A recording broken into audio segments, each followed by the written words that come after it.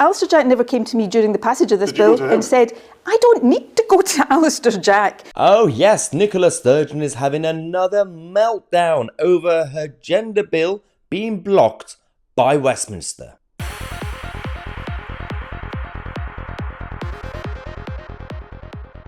It's all about spin, spin, spin. It's all about manipulation and lies when it comes to Nicola Sturgeon's government and the Scottish Parliament in general. We're going to tell the truth. We're going to remind people of why Nicola Sturgeon, once again, is wrong. Look at that face. Look at the anger. Until now, we've been used to Nicola Sturgeon being quite media savvy. She's always very calm, very collected. She knows her answers. She knows her brief.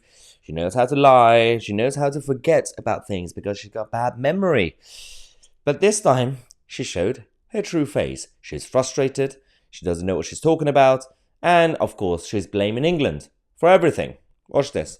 I'm more concerned today, perhaps, than I have been at any time in the past about the future of the Scottish Parliament. We have a UK government increasingly hostile to the institution. This is not a spat between the UK government and the Scottish government. This is an attack on the institution of the Scottish Parliament. And we have a Labour opposition at Westminster that seems to lack any backbone to stand up for the institution or indeed to stand up very much to the Tories at all. It is definitely a spat between UK government and the Scottish government.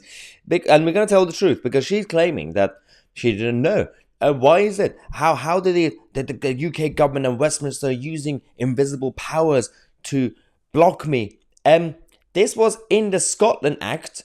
You and the Scottish Labour Party and the Greens actually came up with the idea. You wrote it. You signed it. I'll show you to you. Scotland Act 1998.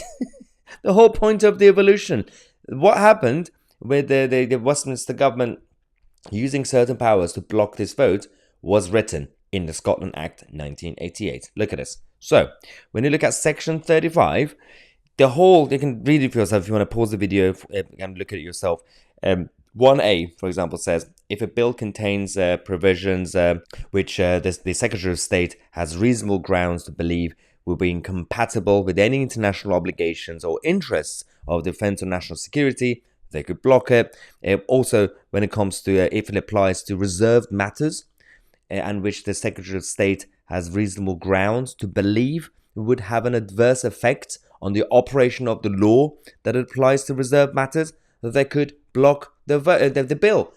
And then this gender bill is not just a classic domestic legislation that only affects Scotland. Because of the Equalities Act that we have, it will affect the whole of the kingdom. And that is a problem. So the Westminster, in terms of Parliament and government, they are right to block it. And she knows this. And that's why, let's go to the next bit, and I'm going to tell you about my theory. You have avoided this by having that negotiation with them beforehand. But Alistair Jack never came to me during the passage of this bill and said, I don't need to go to Alistair Jack when I'm asking the Scottish Parliament in an area of its competence to pass legislation. Any suggestion that I do completely turns the principle of devolution on its head. In fact, drives a coach and horses through the principle of devolution. No, it's not his area of competence because it's not really just about Scotland, is it, Nicola? So, because this has been in the Act for over 20 years, 25 years, so on the one hand you could say that these idiots, and the same applies to Wales, Mark Drakeford, that because this power has not been used until now, they might have assumed that the Westminster and the Parliament are not brave enough to use it because it's never been used. So let's just do it anyway and we'll get away with it. That's one theory. That's the best case scenario. The worst case scenario, which is again my theory, is the fact that you can see the way they're showing outrage makes you think that they knew that clause existed, section 35. They knew that. Clearly they knew that. And they wanted this thing to be blocked. So they wanted it to fail, and they wanted it to be blocked by Westminster so that they can go out there again on TV and across Scotland to use it against them, to say that, see, it's the English that are stopping us from being independent and sovereign.